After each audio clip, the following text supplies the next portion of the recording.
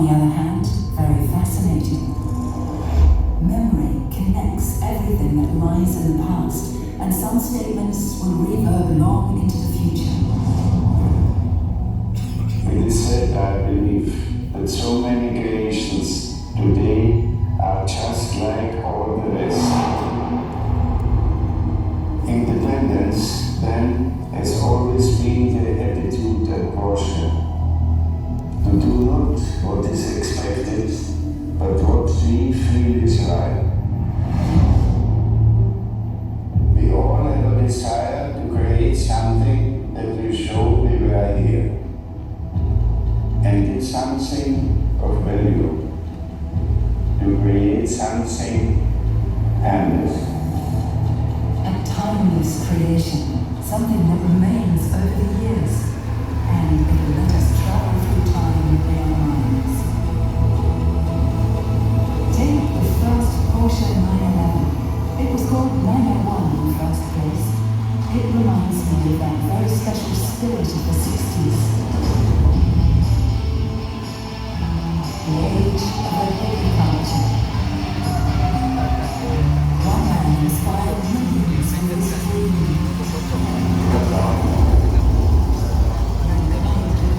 A small step onto the surface of the moon. It was a powerful decade, full of color and love, and many fell in love with that newly developed car. An iconic design, the foundation to an unprecedented sports car legend.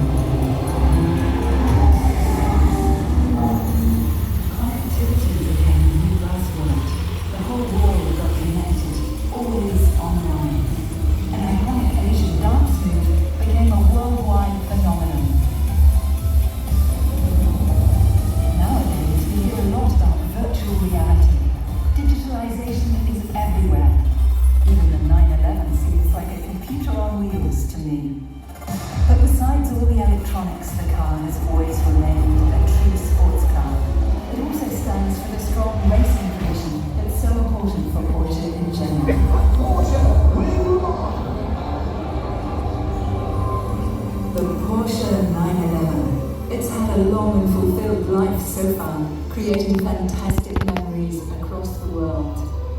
More than 1 million 911s have been built so far and counting. And in the last 55 years, the world around us changed very much too. Many objects in our daily life have been totally transformed. Some technologies disappeared, and new ones emerged. And the 911 was always the foundation of the entire Porsche portfolio. A timeless design, relevant for generations. All new, all the time.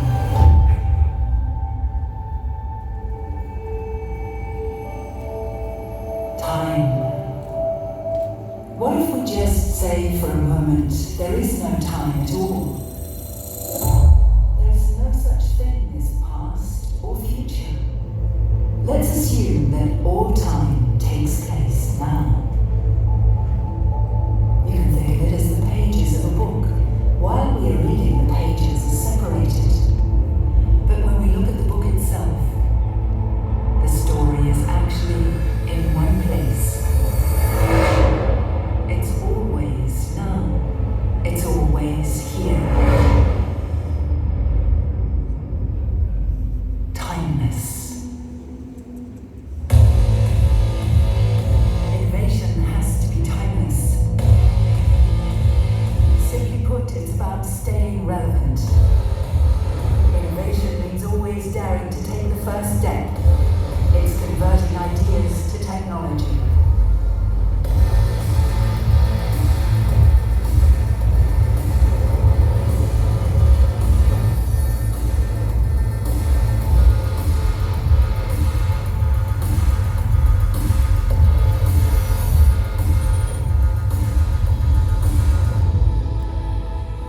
Timeless design doesn't come by chance. It's serious and doesn't play games. And sometimes it reflects the past and the future all at once.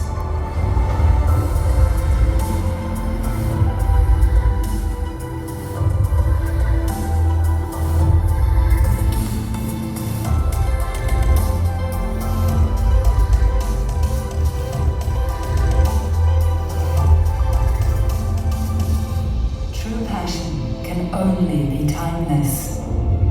And passion has united a huge community of Porsche fans for many decades now. One way to live life to the fullest is to follow your passion. It doesn't matter if you have a beat-up 911 or a pristine, brand new supercar 911. You're still part of the community. The family, look at where we are, Red Sport reunion. Here the Porsche's racing, I'd see that same passion in the owners, and so it's kind of like a brotherhood, it's kind of like a family. I don't have a radio that actually works in the car. I disconnected it, and because when I drive, I just like listening to the sound of the 3.2 flat six in the back, just giving me the sounds that I need. I've created a bond with this car. We've toiled, we've sweat, we got greasy together, and that's one of those bonds that can't be broken. So no, this car's not for sale. You just find a car and it's just love. And when I got in that, it just had to happen. This is my story. I am one of them, or maybe all of them. I am a passion that connects everything. I am the spirit of Porsche. I am timeless.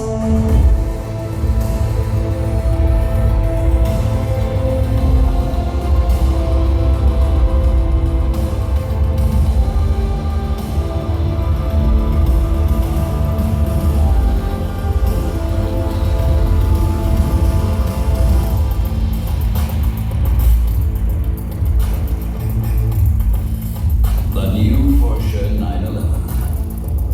Timeless machine. To create something timeless.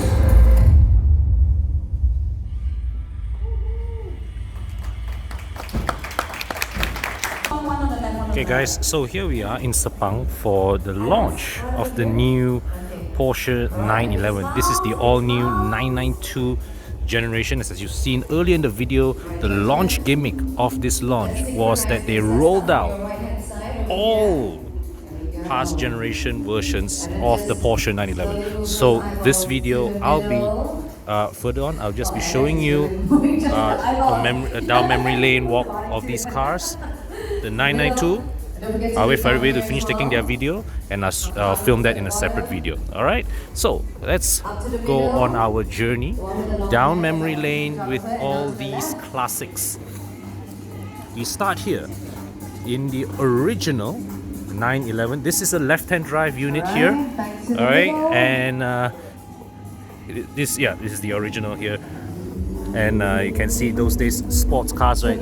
You see 15-inch tires, okay, 205 60 15 tires, and it still looks stunning today. Okay, this particular unit color in a nice bright yellow, and those days they have those bumper protectors up front, and there's so much chrome on along the side of the edges of the windscreen, the door frame, all the tin pillars, car design of those days, right? And here you can see at the back, Alright, thank you very much. the tail end of the car, tin tail lights here, grills at the back, and they are starting the cars up. So these cars are going back. Okay, so they are reparking the cars. Now just stay clear of that. A nice shot over here. So here we are. This is the G model generation, 911. Generation of the 911. Just to let you know, once you're done. So okay, now they have reparked the cars. This is the G model 911. Okay, look around. I'm not going to show the interior because I don't want to get inside and accidentally ruin things. So look at the back design. They still have the slim tail lights, but they've now added this the Porsche reflector here. You know, back those days, all these add-on reflectors, they are very popular with cars. Okay, and they still have these chunky bumper protectors here. Okay, so now we move on to the next update. This is the 964. Okay, yep. A significantly more modern take on the 911. Significantly more modern take on the 911 design, but they've still maintained that very recognizable silhouette. Okay, but now they've added fog lamps here in addition to the headlights. You remember those days, headlights? It's they don't have. This is before the era of clear lens taillights. Those era, right? They depend on the lens of the taillight to spread the beam. Whereas now with clear lens headlight technology, the spreading of the lights is done either by the projector or by the reflectors inside the headlights. Okay. So you see here, this is the 964 silhouette. And this is a wide body. Okay, this is the 964. This is the turbo version, so it has a widened rear arch. Very nice, very aggressive. And they also have this aggressive ducktail design, because don't forget, the 911s at this point in time, they were still running on air-cooled engines, no radiator needed. So the engines need a lot of air going inside the bay. So when you look at the aerodynamics, right, what happens is that the air flows this way, and this protrudes out to attract the airflow into the engine bay to keep the engine cool inside. So same thing here with the 996. You see, this is still air cooled. The air, so this whole large grill here is open to let air to flow inside the engine bay. Okay, and you can see how little, sorry, this is the 993, so how little they change the even here, right, at this stage, the design still followed a very evolutionary progression. They didn't want to tinker too much with the design formula. They do a lot of changes underneath, inside underbody with the engine and chassis, but the shape, they have sought very, very hard to preserve the looks, overall looks of the car. So the idea is that when you look at this car one glance, even if you are not an enthusiast, you know straight away this is a Porsche 911. You may not be able to tell which generation it is if you're not an enthusiast, but you know, definitely recognize immediately it is a 911.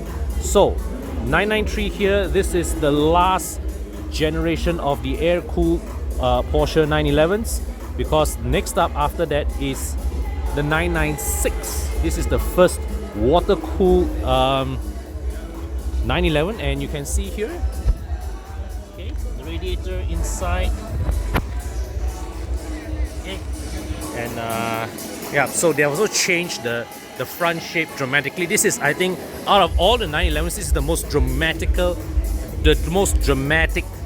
know, restyling of the 911 in the lineage. So you see here, right, right up to the 993, the headlights are contained within this front fender panel. It is wholly contained within the front fender panel. And you can see the bonnet here, sorry, the boot here, it comes down and it turns here in a very sharp angle, and then the fender panel fully contains the headlights. Whereas here, they totally dispense with the roundish headlight design. The oval shape is still here, but they extend it to incorporate the signal lights and position lamps.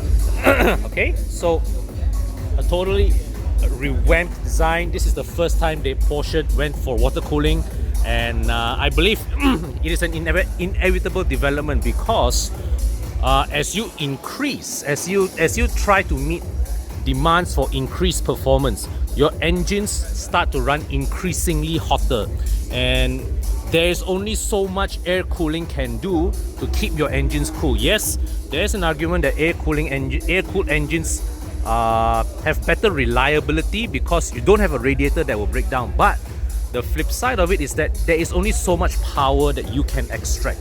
Here, when you put water cooling into the equation, you increase the potential of performance of the engine. All right, so the 996 here, come to the back. So they have dispensed with this, they have now split the taillights. They have dispensed with this central reflector styling cue here. Now the taillights are two individual units. They still keep, of course, the grille here on the rear bonnet, but it's no longer as pronounced as those in front, because now this engine is water cooled.